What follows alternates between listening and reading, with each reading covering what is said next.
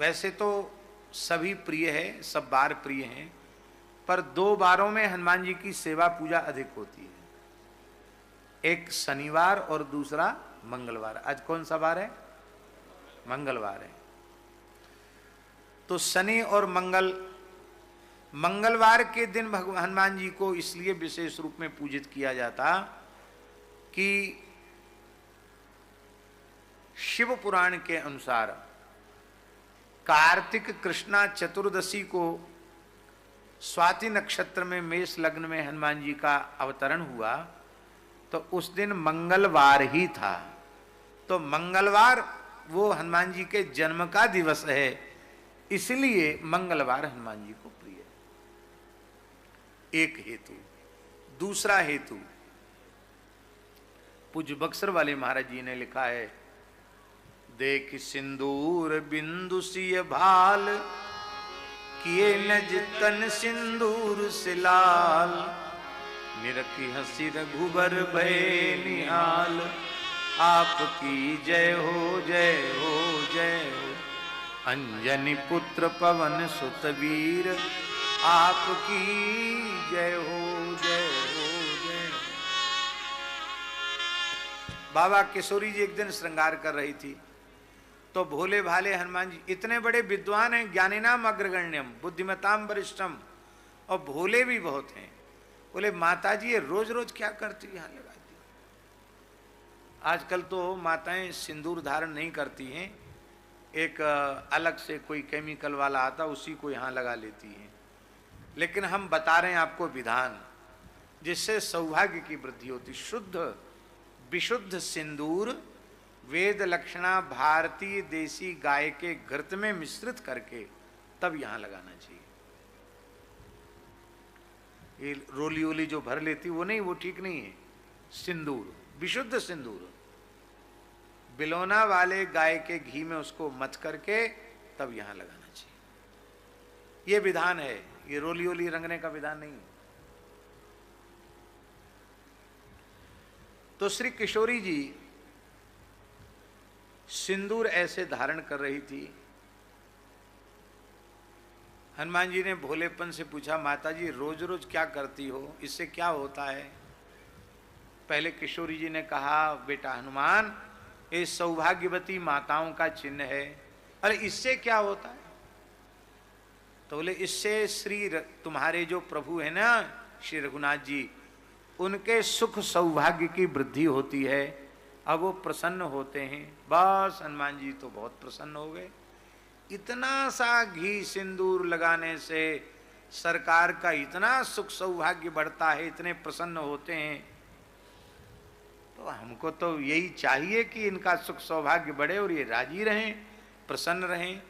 तो महाराज भंडार घर में चले गए, जहाँ गोदाम था पूरा सिंदूर का।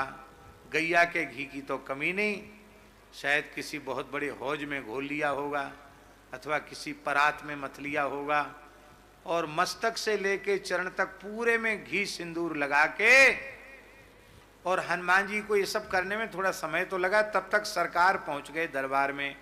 किशोरी जी भी दरबार में थी, राज दरबार में, और उसी राज दरबार में हनुमान जी अपने पूरे शरीर में गाय के घी में मथा हुआ सिंदूर लगाकर पहुंचे। ये देख करके श्री सीताराम जी इतने प्रसन्न हुए, खिलखिलाकर हंसे, और पूरी सभा हंसी। वो तो इस विचित्र लीला को देखकर हंस रहे थे, लेकिन हनुमान जी ने यही समझा कि इतने अधिक प्रसन्न तो मैंने अपने स्वामी को कभी नहीं देखा। तब श्री रघुनाथ जी ने कहा, हे श्री हनुमान जी, आज आपने केवल, आजकल लोग अपने शरीर की सुंदरता का ध्यान देते हैं, कैसे में अच्छे लगेंगे, पर हनुमान जी ने अपने शरीर के सौंदर्य का ध्यान नहीं दिया। राम जी हमको देखकर कैसे राजी होंगे, इस बात से इतने रीझ गए।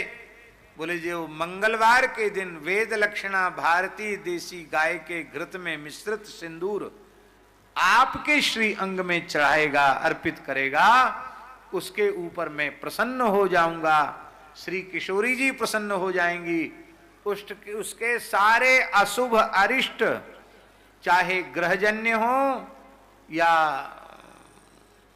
और किसी कारण से जन्य कष्ट हो, वो सारे कष्ट उसके समाप्त हो जाएंगे। जो मंगलवार को पर वेद लक्षणा भारती देसी गाय के घी में मत के चढ़ाना। मंगलवार को चोला चढ़ाना चाहिए गाय के घी में, और शनिवार को चोला चढ़ाना चाहिए सुगंधित तैल में। शनिवार को सुगंधित तैल में चूल्हा, प्रायः चमेली के तेल में, पुराने समय में लोग चमेली के तेल में ही हनुमान जी को सिंदूर चढ़ाते थे।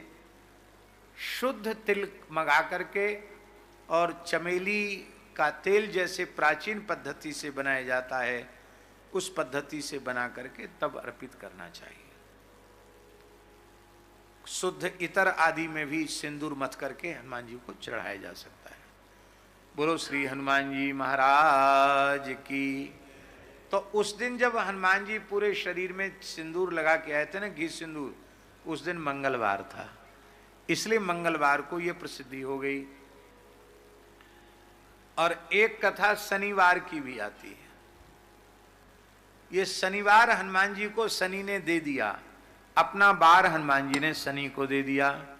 एक दिन श्री शनिदेव, सूर्य पुत्र शनिदेव, वो श्री हनुमान जी के पास आए। हनुमान जी ने कहा, कहो महात्मन कैसे आए? बोले हम आपके गुरु पुत्र हैं, आपके गुरु सूर्य नारायण हैं, उनके हम पुत्र हैं। कहिए क्यों आए हैं? बोले हमको जानते पहचानते हैं आप? हम शनि हैं, किसी को नहीं छोड़ते हैं, सबकी उठापटक करने वाले हैं।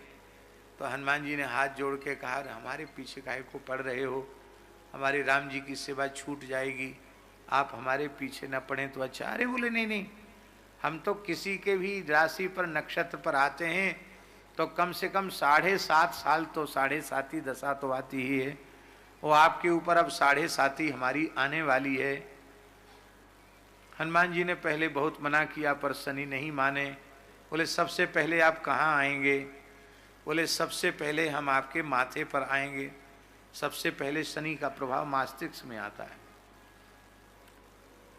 क्यों जय जी, आप जानते होंगे? नहीं जानते? तो हनुमान जी ने कहा कि ठीक है तुम मत्थे में ही आ जाओ। कहते अब पेट पर शनि आ गया, ज्योतिषी लोग बताते हैं अब पैर पर शनि आ गया, और पैर पर आ गया फिर उतर जाता है, पूरे शरीर पर उसका प्रभाव होता है। तो हनुमान जी के सिर पे शनि आया तो थोड़ा उनके सिर में पीड़ा हुई, दर्द हुआ। तो हनुमान जी ने विशाल पहाड़ उठाया, मेज और मदराचल जैसा, और पहाड़ को उठाकर अपने मस्तक पर पटक लिया। अब बेचारे शनि घबराए, भगे वहां से। तो यहाँ से उतर के कंधे में आ गए। बोले अच्छा यहाँ आ गए हो? तो यहाँ पटक लिया एक पहाड़, इधर आ गए, इधर पटक लिया। थोड़ी देर में बड़े बड़े पहाड़ अपने शरीर पर पटक पटक करके, वे तो वज्रांग है, उनका क्या बिगड़ने वाला है। शनि पैर पर तुरंत आ गए। जो कहते थे ना हम 7.5 साल तक रहेंगे, वो बेचारे 7.5 मिनट भी हनुमान जी के शरीर में नहीं रह पाए। वो उसके भीतर में ही पैर से निकल के बाहर आए तो जाते हुए शनि को हनुमान जी ने पकड़े। कहाँ जा रहे हो? ऐसे नहीं जा सकते हो, अब कुछ न कुछ हमको दे के जाओ। बोलो भक्त वत्सल भगवान की जय। शनि ने कहा हम अपना दिन तुमको दे रहे हैं।